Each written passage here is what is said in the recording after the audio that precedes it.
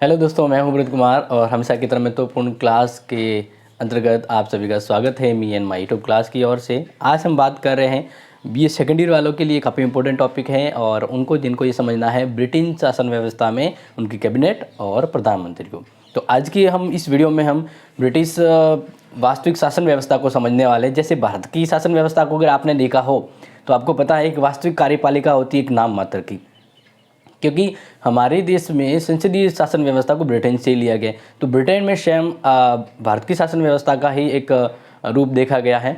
तो अब यहाँ पे क्या चीज़ें अलग हैं और कितनी महत्वपूर्ण चीज़ें वो भी हम यहाँ पे देखेंगे। और सबसे पहले हम शुरू में ये देख रहे हैं कि ब्रिटिश कैबिनेट मंत्रिमंडल का क्या महत्व है। ये जानने के बाद, ये समझने के बाद फिर हम इसके बाद जानने वाले हैं कि कैबिनेट और मंत्रिपरिषद में क्या अंतर है, क्या इंपॉर्टेंस है, और फिर एंड द वीडियो हम जानेंगे इनकी शक्तियों के बारे में, मंत्रिमंडल की शक्तियाँ क्या हैं। तो काफ़ी इंपॉर्टेंट वीडियो होने वाला है, तो इसलिए इसको शेयर भी कर दीजिएगा और लाइक करना तो बिल्कुल मत भूलिएगा। तो हम बात करते हैं जो इम्पोर्टेंट होता है, क्योंकि जैसे भी हम बात कर रहे हैं ब्रिटिश शासन व्यवस्था में जो कैबिनेट है इसका महत्व। तो इसके महत्व की अगर बात करें तो सबसे पहला मैंने पॉइंट यहाँ पे लिखा है कि सत्ता यानी पावर का औपचारिक सोर्स है वो सम्राट होता है, लेकिन वास्तविक शक्ति की बात करें तो मंत्रिमंडल के पास होती है। तो इस तरह से इसका इंपॉर्टेंट बन जाता है, क्योंकि वास्तविक शक्ति का प्रयोग है वो मंत्रिमंडल करती है, भले वो प्रधानमंत्री के परामर्श के तौर पे करे। तो इस बारे में इसके महत्व को बताते हुए लॉवेल ने कुछ कहा है, और जी मैंने जो परिभाषा लिखी है ना, मैं रिक्वेस्ट करूंगा आप सभी से कि इसको नोट कर ले। आप क्या कर ले, नोट कर ले, क्योंकि ये इंपॉर्टेंट है और एग्जाम में आपको या तो परिभाषा पूछी जा सकती है, बड़ा प्रश्न आए तो इसको लिखना होगा। तो आई रिक्वेस्ट यू इसको नोट कर ले क्योंकि ये बहुत इंपॉर्टेंट है। लॉवेल ने कहा राजनीतिक मेहराब की आधारशिला, किसको, मंत्रिमंडल को लॉवेल ने क्या कहा है, राजनीतिक मेहराब, यानी ये राजनीति के जो शर्त है उसकी आधारशिला है। क्या है ये, आधारशिला है। इसका इंपॉर्टेंस महत्व बताया है इन्होंने मंत्रिमंडल का। और रैमजे मोर की तो और भी इंपॉर्टेंट विशेष बात बताई है कैबिनेट के बारे में, कि कैबिनेट राज्य के जहाज का परिचालक तंत्र। यहाँ पे कितना इंपॉर्टेंट का है कि कैबिनेट है ना, वो एक राज्य को, मान लीजिए जहाज है तो उसका परिचालक चक्र है वह कैबिनेट होती है। काफ़ी इंपॉर्टेंट डेफिनेशन दी। और लास्ट में सर जॉन मैरियट, इसकी इंपॉर्टेंट डेफिनेशन देख लीजिए यानी महत्व के बारे में कैबिनेट के, कि कैबिनेट वह धुरी है जिस पर संपूर्ण प्रशासन चक्र घूमता है। मान लीजिए ये पूरा प्रशासन है, इसके अंदर जो भी काम धाम हो रहा है, तो इसकी ये मेन जो धुरी है ना, ये कैबिनेट है। ये कहा है सर जॉन मैरियट ने। काफ़ी इंपॉर्टेंट यहाँ पे इसके महत्व को बताया गया है। अब सीधा मैं चलता हूँ मंत्रिमंडल की या मंत्रिमंडलात्मक विशेषता है, इसकी कुछ बातें, विशेषता कि मंत्रिमंडल जो ब्रिटेन में होता है उसकी क्या विशेषता है, क्या इंपॉर्टेंट बातें हैं। तो मैंने कुछ एक पॉइंट नोट करे हैं, तो आप इसको ज़रूर समझें और नोट करें। पहला, सम्राट की वास्तविक कार्यपालिका से पृथकता, बिल्कुल, यानी कैबिनेट वहाँ पे होना, इसका मतलब सम्राट वास्तविक कार्यपालिका से अलग है, उसे औपचारिक प्रदान कहा गया है। दूसरी विशेषता है कैबिनेट की, वहाँ की मंत्रिमंडल की, कि व्यवस्थापिका और कार्यपालिका से घनिष्ठ संबंध होता है इनका। व्यवस्थापिका यानी वहाँ की संसद, पार्लियामेंट, और फिर बात करें कार्यपालिका की यानी जिसकी पास शक्ति होती है वो सम्राट। तो इन दोनों से इनका गहरा लगाव होता है कैबिनेट का। इसके अलावा सामूहिक एवं व्यक्तिगत उत्तरदायित्व, सामूहिक कैबिनेट है वो सामूहिक रूप में उत्तरदायी होती है संसद के प्रति, वहाँ के पार्लियामेंट के प्रति, और व्यक्तिगत रूप में अपने व्यक्तिगत रूप में वह प्रधानमंत्री के प्रति उत्तरदायी होकर काम करती है। और अगर शासन के व्यक्तिगत रूप में देखें तो ये सम्राट के रूप में व्यक्तिगत काम करती है। तो इस तरह से इनकी ये विशेषता है कि ये एक उत्तरदायित्व की भावना से काम करती है। और मंत्रिमंडल की एक अन्य महत्वपूर्ण विशेषता है कि ये इनकी जो भी कार्य विशेषताएं, जो भी प्लानिंग होती है वह पूरी गोपनीयता के साथ रखी जाती है। तो यही तो होता है, किसी भी पद की गरिमा तभी बनी रहती है जब उसमें कुछ गोपनीयताएं हो। और फिफ्थ नंबर पॉइंट है कि राजनीतिक सजातीयता का मतलब यहाँ पे अलग अलग टाइप ऑफ कैटेगरी के लोग आते हैं, अलग अलग राजनीतिक समुदाय, अलग अलग विचार संस्कृति के लोग यहाँ पे रहते हैं, लेकिन फिर भी वह जब कैबिनेट में आते हैं तो एक साथ एक ही रंग में रंग जाते हैं, सजातीयता। तो उनके कैबिनेट होते ही उनमें वो विविधताएं अलग हो जाती है, एक सजातीयता के रूप में काम करते हैं। और कैबिनेट की सबसे इम्पोर्टेंट विशेषता है कि उसमें प्रधानमंत्री का नेतृत्व अच्छा होता है, प्रधानमंत्री उसको नेतृत्व लीडरशिप लेकर आगे चलता है। तो ये मैंने यहाँ पे इनके महत्व के साथ साथ इनकी विशेषताओं का यहाँ पे जिक्र किया है। आगे हम बात कर रहे हैं कुछ इंपॉर्टेंट जिनको आपको समझना है कि मंत्रिमंडल का गठन कैसे होता है। नेक्स्ट पॉइंट है अपना मंत्रिमंडल का गठन कैसे होता है। तो पहले मुझे आप बताइए कि भारत की मंत्रिमंडल का गठन कैसे होता है। बिल्कुल आप सोच रहे होंगे, हाँ बिल्कुल आपने जो सोचा है लगभग सही है, क्योंकि जिस तरह से भारत में जो कैबिनेट का गठन होता है वैसा ही यहाँ पे रखा गया है। क्योंकि यहाँ पे यही इम्पोर्टेंट चीज़ है कि जो लोक सदन में या हमारे यहाँ पे लोकसभा में जो महत्वपूर्ण रूप में बहुमत दल का जो नेता होता है, बहुमत जिस पार्टी की बहुमत होती है वह मंत्रिमंडल के रूप में गठित होती है। लेकिन उससे पहले सम्राट के द्वारा किसी भी पार्टी के बहुमत दल में से एक नेता को प्रधानमंत्री के तौर पर सुनिश्चित किया जाता है और प्रधानमंत्री की सलाह से मंत्रिमंडल का गठन किया जाता है। तो यही व्यवस्था है यहाँ पे, और इसके बारे में कोई नई व्यवस्था मैं नहीं बताऊंगा। लेकिन पहले की अगर बात करें तो पहले क्या होता था कि ब्रिटेन में द्विदलीय पद्धति, तो आज भी है द्विदलीय पद्धति, वो आज भी है। लेकिन पहले क्या है कि इनका महत्वपूर्ण रोल होता था, क्योंकि इन्हीं की दल में से एक कोई भी दल है वो जीता था और निर्वाचन होने के बाद उसे प्रधानमंत्री के तौर पर नियुक्त किया जाता था और फिर उनकी सलाह से मंत्रिमंडल का होता था। लेकिन आज के समय, बस आप ध्यान रखिएगा, आज के समय ये व्यवस्था कर दी गई है कि जिस भी पार्टी को लोक सदन में बहुमत प्राप्त दल को सरकार बनाने का मौका मिलता है, ठीक है, इसी दल के नेता को सम्राट पीएम पद पर नियुक्त करता है। तो जिस लोक सदन में जिस दल को बहुमत मिलता है तो उसी दल के एक नेता को सम्राट, जैसा वो चाहे दल, वो उस नेता को सम्राट पीएम के पद पर नियुक्त करता है, ठीक है। और फिर मंत्रिमंडल को पीएम की सलाह पर, पीएम यानी प्रधानमंत्री की सलाह पर मंत्रिमंडल का गठन होता है। तो बस यही व्यवस्था यहाँ पे भी अपनाई गई है। अब यहाँ पे ध्यान रखिएगा कि प्रधानमंत्री ही निश्चित करता है कि किस मंत्रिमंडल के अंतर्गत जो सदस्य होते हैं, जो क्या होते हैं सदस्य, तो किस सदस्य को कौन सा विभाग देना है, कौन सा मंत्रालय देना है, ये प्रधानमंत्री ही सुनिश्चित करता है। लेकिन अब यहाँ पे एक चीज़ है ना जो थोड़ा सा आप गौर कीजिएगा कि अगर मान लीजिए कि कोई भी मेंबर उसके संसद का सदस्य नहीं होता है तो उसे 6 माह का समय दिया जाता है। 6 माह के अंतर्गत सदस्य बनने को कहा जाता है।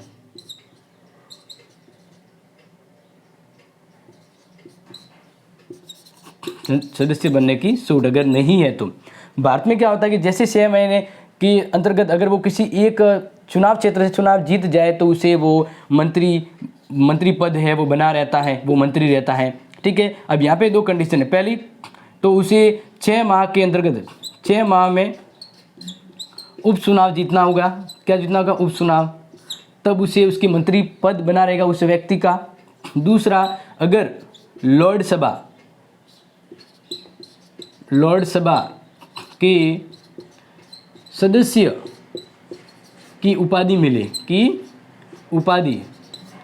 तो वो मंत्री, तो उसे चुनाव लड़ने की जरूरत नहीं, वो मंत्रिमंडल का सदस्य बना रहेगा। समझ में आ गया? यानी कोई भी ऐसा व्यक्ति जो संसद का सदस्य नहीं है फिर भी वह मंत्री कैबिनेट में रह सकता है बशर्त कि उसे या तो 6 महीने के अंदर कोई चुनाव जीतना होगा या लोकसभा का सदस्य होना होगा। इसके अलावा एक चीज़ और ध्यान रखिए कि यहाँ पर अपनी शासन व्यवस्था में बात करें कि अपनी भारत की जो व्यवस्था है इसमें जो मंत्रिमंडल के अंदर जो सदस्य होते हैं वो लोकसभा से ही होते हैं, निम्न सदन लोकसभा से। लेकिन यहाँ पर बात अलग है, यहाँ पर ये रखा गया है कि लोकसभा हो या लोक सदन, मंत्रिमंडल में दोनों में से सदस्य होते हैं, मिनिमम 4 सदस्य लोकसभा से लिए जाते हैं। तो इस तरह से आपको ये चीज़ तो समझ में आ गई होगी। अब हम बात करते कि मंत्रिमंडल और मंत्रिपरिषद में क्या अंतर है, बहुत ही इंपॉर्टेंट है जिसको हम आगे यहाँ पे समझने वाले हैं। ओके, तो हम नेक्स्ट बात कर रहे हैं कि जो मंत्रिमंडल है उसमें और मंत्रिपरिषद में क्या फ़र्क है। आपके सामने इंपॉर्टेंट पॉइंट यहाँ पे मैंने रखा है, मंत्रिमंडल और मंत्रिपरिषद। मंत्रिमंडल को अभी जैसे मैंने नाम दिया था, आपको पता हो तो कैबिनेट भी कहते हैं। क्या कहते हैं? कैबिनेट, ठीक है ना, तो कंफ्यूज नहीं होना है। दोनों में क्या फ़र्क है तो हम यहाँ पे अभी तक जिक्र किया है तो आपको बता देते हैं। हम इसको ऐसे कहते हैं ना, अंतर पढ़ते हैं, दोनों को समझने का प्रयास करेंगे अंतर के साथ, ठीक है ना, ताकि आपको ये समझ में आ सके, आगे भी आपको ये ध्यान रहे, ठीक है। तो सबसे पहला हम बात करते हैं आकार संबंधी भेद। आकार संबंधी भेद, तो ध्यान रखिएगा, आकार की बात करें तो जो मंत्रिपरिषद होता है, मंत्रिपरिषद कैबिनेट से बड़ा होता है, कैबिनेट से बड़ा है। क्योंकि जैसे हम बात करें मंत्रिपरिषद किसे कहते हैं, मंत्रिपरिषद में कौन होता है, तो मंत्रिपरिषद में जो पार्टी चुनाव में आती है, जीत जाती है, ठीक है, वो सदस्य और संसद के अंतर्गत जो भी व्यक्ति चुनाव जीत के मेंबर हासिल करते हैं वो मंत्रिपरिषद के अंतर्गत काउंट होते हैं। लेकिन ज़्यादातर ध्यान रखिएगा कि मंत्रिपरिषद की जैसे हम बात करें तो मंत्रिपरिषद का ध्यान रखना कि जिस भी पार्टी की सत्ता होती है, जिस भी पार्टी की सत्ता होती है उस सत्ता से ही मंत्रिपरिषद के सदस्य बनते हैं, ठीक है। अब संख्या की जहाँ से बात करें तो ये मान लीजिए काफ़ी हो सकते हैं ज़्यादा, लेकिन अगर ब्रिटेन की अंतर्गत की बात करें तो कैबिनेट में कितने मेंबर होते हैं, कैबिनेट में है वह लगभग 18 से 20 सदस्य होते हैं। इनकी मान लीजिए उनके अंतर्गत 100 से 120 के अंदर हो सकता है। तो इसका मतलब मंत्रिपरिषद बड़ा है, कैबिनेट छोटा है, क्योंकि इसी के अंदर से वापस कैबिनेट बनती है। तो इस तरह से पहला अंतर तो समझ में आ गया। और दूसरा ध्यान रखें, नेक्स्ट हम जैसे हम बात करें पॉइंट टू पॉइंट, तो अब यहाँ पे दूसरा जो अंतर है वो है पद संबंधी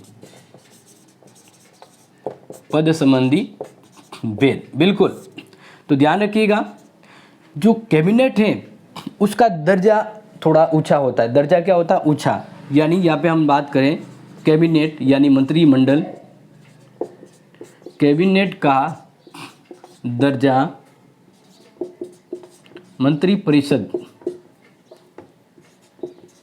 मंत्रिपरिषद से उच्च होता है। क्या होता है? उच्च होता है, ठीक है, ध्यान रखिएगा। और इसी तरह हम बात करें उच्च होता है तो फिर जो कैबिनेट स्तर के मंत्री होते हैं ये स्वतंत्र विभाग के अधिकारी होते हैं, अधिकारी या हम कहें प्रभारी। क्या कहें? प्रभारी। इसका मतलब ये है कि कैबिनेट यानी इस के जो मंत्री होते हैं उनके पास स्वतंत्र एक विभाग होता है, भले वो कैबिनेट वित्त विभाग हो या बात करें शिक्षा बोर्ड विभाग हो, रक्षा विभाग हो, रेल विभाग हो, ऐसा कोई भी जो महत्वपूर्ण विभाग है उनके स्वतंत्र मंत्री होते हैं। लेकिन मंत्रिपरिषद के मेंबर होते हैं वे इनसे नीचे होते हैं। और इस तरह से अगर बात करें तो देखिए यहाँ पे जैसे सबसे ऊपर के मंत्री आते हैं कैबिनेट मंत्री। क्या होते हैं? कैबिनेट मंत्री। इसके बाद आते हैं राज्य मंत्री, ठीक है ना, मैं आपको बता रहा हूँ उसके लेवल की जैसे हम बात करें। और इसके अलावा जो आते हैं संसदीय सचिव,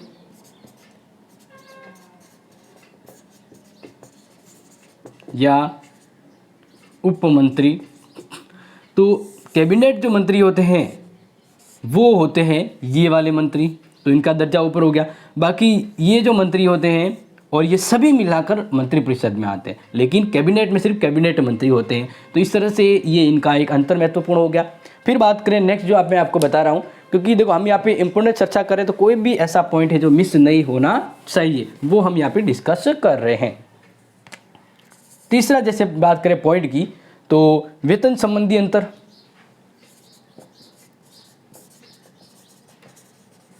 वेतन संबंधी अंतर की बात करें तो यहाँ पे सीधा सही मैं आपको बता देता हूँ कि कैबिनेट स्तर के मंत्री प्रभावशाली स्वतंत्र विभाग के होते हैं, तो उनका वेतन भी बहुत ज़्यादा होता है। जैसा कि यहाँ पे लिखा है कि मंत्रिमंडल के सदस्यों का वेतन है वो 1,17,979 वार्षिक पौंड दिया जाता है। ये पौंड में है और वार्षिक है, तो इस तरह से इनका जो है वो काफ़ी अच्छा होता है। लेकिन जो मंत्रिपरिषद के सदस्य होते हैं उनको लगभग कैबिनेट मंत्री के होते हैं उनका आधा दिया जाता है, 50% ही दिया जाता है। तो इसका मतलब यहाँ पे वेतन संबंधी भी समझ में आ गया। और कार्य संबंधी तो मैंने आपको बता दिया कि कैबिनेट के पास स्वतंत्र विभाग वगैरह होते हैं तो उनको कार्य पावर भी ज़्यादा होता है, ये तो आप समझ गए। अब लास्ट में इनके अंतर को समझने के बाद हम आते हैं कि ये जो कैबिनेट है, ये जो कैबिनेट है यानी मंत्रिमंडल है, इसके क्या कार्य हैं, इसके क्या कार्य है यानी शक्तियाँ। हम क्या बात करें यहाँ पे, शक्तियों की बात करेंगे, ठीक है, जो काफ़ी इम्पोर्टेंट है। और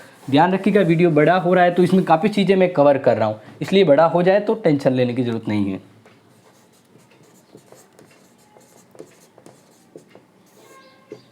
मंत्रिमंडल के कार्य या हम कहें शक्तियाँ, क्या कहें, शक्तियाँ। तो पॉइंट टू पॉइंट हम डिस्कस करेंगे और समझाने का आपको प्रयास करेंगे ताकि आपको याद रहे, अच्छी समझ आ जाए। जैसे कि बात करें राजतंत्र के लोकतंत्रीकरण होने में, यानी पहले राजा था, राज्य की शासन व्यवस्था को धीरे धीरे लोकतंत्रीकरण कर दिया गया, राज्य को धीरे धीरे पावर कम कर दिया और पूरा पावर है वो लोकतंत्री व्यवस्था की तरह प्रधानमंत्री मंत्रिपरिषद में आ गया। तो इस तरह से कहते हैं कि राजतंत्र के लोकतंत्रीकरण की प्रक्रिया में राजा के पद की शक्तियाँ ज्यों ज्यों ज्यों कम हुई, मंत्रिपरिषद की शक्तियाँ, मंत्रिमंडल की शक्तियाँ बढ़ी। यानी राजा का पावर कम तो ये पावर किसके पास आ गया, मंत्रिपरिषद के पास। तो इस तरह से वास्तविक शक्तियाँ है वो मंत्रिपरिषद के पास आ गई, वास्तविक शक्तियों का प्रयोग यही करता है। तो बात करें पहला, कार्यपालिका शक्ति। यहाँ पे समझ लीजिएगा जो मैं पॉइंट बता रहा हूँ इसमें लिखना कम होगा लेकिन समझाना ज़्यादा होगा, इसलिए आपको इस पॉइंट को समझना भी है ताकि फिर आप अपना खुद का नोट्स भी बना पाए। कार्यपालिका, कार्यपालिका संबंधी शक्ति। तो कार्यपालिका संबंधी शक्तियों की हम बात करें तो वास्तविक कार्यपालिका शक्ति सम्राट के पास होती है, लेकिन उसकी सलाह या उसके इस कार्य को करने के लिए प्रधानमंत्री और प्रधानमंत्री की सलाह से मंत्रिपरिषद काम करती है। तो ये पूरा जो कार्य है वो मंत्रिमंडल के द्वारा ही किया जाता है। तो इस तरह से हम कहें कि कार्यपालिका शक्ति भले ही प्रधान सम्राट हो, लेकिन वास्तविक जो शक्तियाँ हैं वह होती है मंत्रिमंडल के पास। तो क्या क्या काम है जो मंत्रिमंडल करते हैं, तो पहला है राष्ट्रीय नीति निर्धारण करना। राष्ट्रीय नीति का निर्धारण करना, राष्ट्रीय नीति का निर्धारण, राष्ट्रीय नीति यानी देश के लिए नीति, भले वो नीति देश के आंतरिक मामलों की हो या वह नीति वैदेशिक मामलों की हो, विदेशों के संबंध में नीति। तो ये नीति, राष्ट्रीय नीति बनाने का जो काम है वह किसका होता है, वह होता है मंत्रिमंडल का। किसका होता है, मंत्रिमंडल का। और ये सब काम धाम है वो सम्राट के नाम पर होते हैं। तो ये चीज़ आप समझ गए, यानी कि देश में कौन से मंत्री होंगे, क्या व्यवस्था होगी और देश के लिए क्या व्यवस्था करनी है, दूसरे देशों से क्या किस तरह संबंध रखना है वो। इसके अलावा राष्ट्रीय कार्यपालिका पर सर्वोच्च नियंत्रण, राष्ट्रीय पालिका पर सर्वोच्च नियंत्रण, ये कैसे समझे आप। राष्ट्रीय कार्यपालिका, राष्ट्रीय कार्यपालिका कौन है, सम्राट। कौन है, सम्राट। तो यहाँ पर ये ध्यान रखिएगा कि समस्त शक्तियाँ हैं वह, यहाँ पे ध्यान रखिएगा, समस्त शक्तियाँ हैं वो सम्राट के पास होती है। और मंत्रिमंडल या मंत्रीगण विविध प्रकार के अध्यक्ष होते हैं और वे विभिन्न विभागों का संचालन करते हैं, उनके कार्यों की देखभाल भी करते हैं।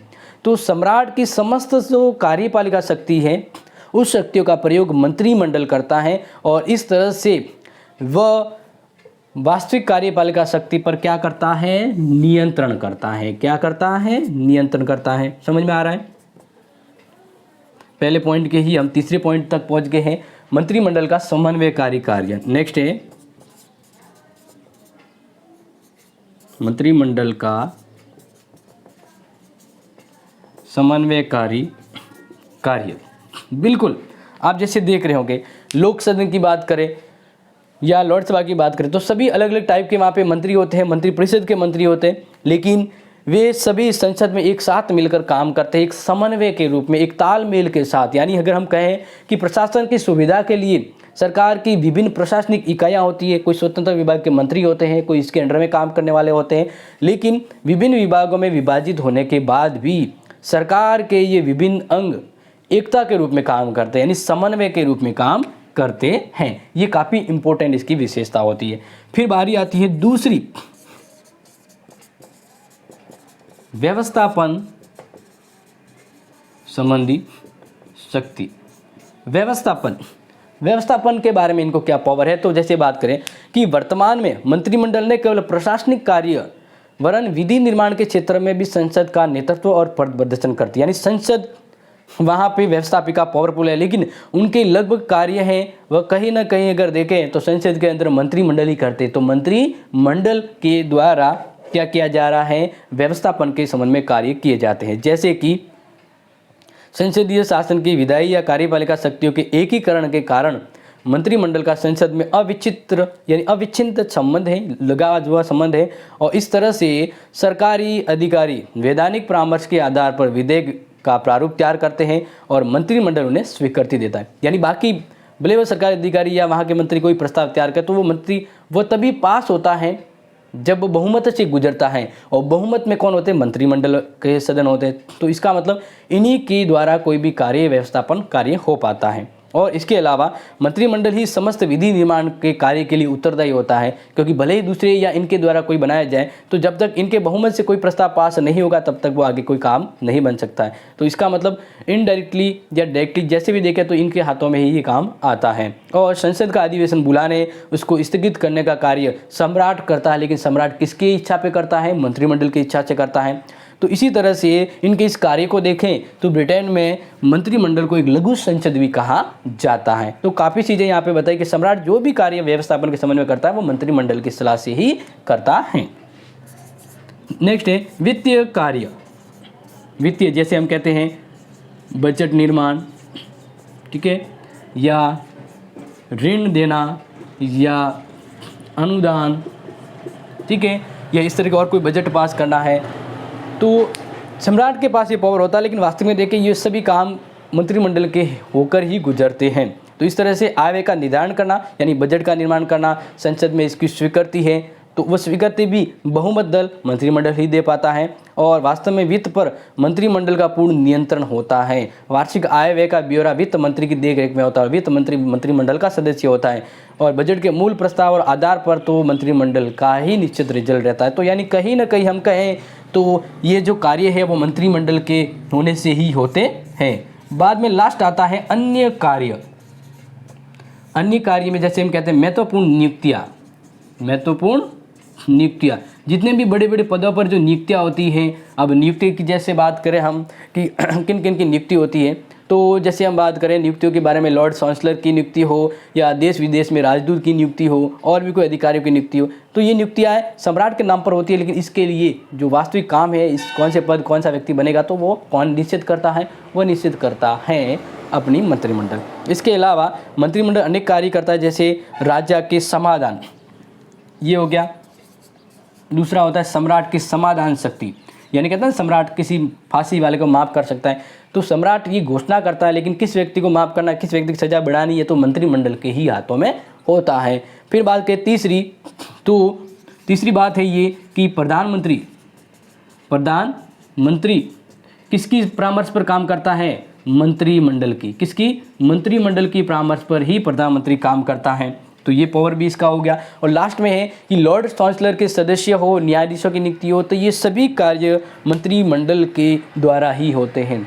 तो आज की क्लास में हमने काफ़ी इम्पोर्टेंट महत्वपूर्ण जो अपने आने वाले एग्जाम में टॉपिक तो उसको क्लियर किया। तो इसको बिल्कुल भी मिस मत कीजिएगा, पूरा देखिए, नोट्स बनाइए, नहीं समझ आ रहा है तो पूछिए और इस वीडियो को आगे शेयर भी कीजिए। मिलेंगे दोबारा आपसे रूबरू इसी तरह की महत्वपूर्ण क्लास के लिए, तब तक आप सभी का धन्यवाद। Thank you.